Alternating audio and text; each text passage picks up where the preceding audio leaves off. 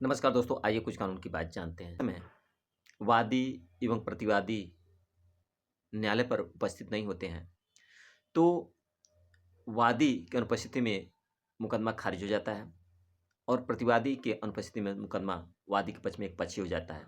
इससे बचने के लिए सीपीसी के एडजर्नमेंट एक स्थगन प्रार्थना पत्र न्यायालय में दाखिल कर सकता है कि वह उस तिथि पर न्यायालय में उपस्थित नहीं हो सकता, अपनी बीमारी के कारण की वजह से या कोई शादी ब्याह घर में हो जाने की वजह से या फिर ऐसा युक्त कारण जो न्यायालय के उचित लगे कि वह अनुपस्थित हो सकता है। वह वादी या प्रतिवादी न्यायालय में एक स्थगन प्रार्थना पत्र दे करके उस दिन की कार्रवाई को स्थगित कर सकते हैं और अपनी अनुपस्थिति से मुकदमे पर जो प्रभाव पड़ेगा, यानी कि वादी के उपस्थित न होने पर मुकदमा खारिज हो जाता है। सीपीसी के आर्डर 9 रूल जो 3 में व्यवस्था है और 8 में व्यवस्था है कि वादी अगर पुकार के समय कोर्ट में उपस्थित नहीं रहता है, तो सीपीसी के आर्डर 9 रूल 3 में या फिर आर्डर 9 रूल 8 में मुकदमा उसका खारिज हो जाता है।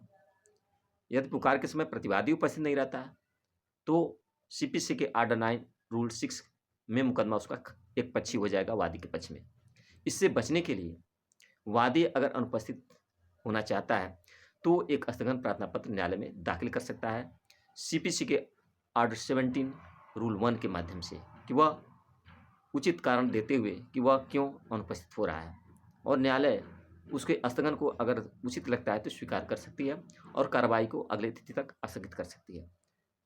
ऐसी अवस्था में यदि प्रतिवादी भी न्यायालय पर अनुपस्थित रहना चाहता है, तो न्यायालय में एक स्थगन प्रार्थना पत्र सीपीसी के आर्डर 17 रूल 1 के माध्यम से दे सकता है कि वह न्यायालय में अनुपस्थित रहेगा अपनी बीमारी के कारण या फिर कोई ऐसा युक्त कारण जो न्यायालय को उचित लगे।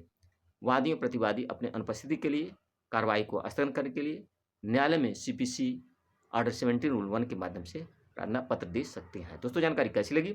अगर अच्छी लगी तो लाइक करें, शेयर करें, सब्सक्राइब करें। धन्यवाद।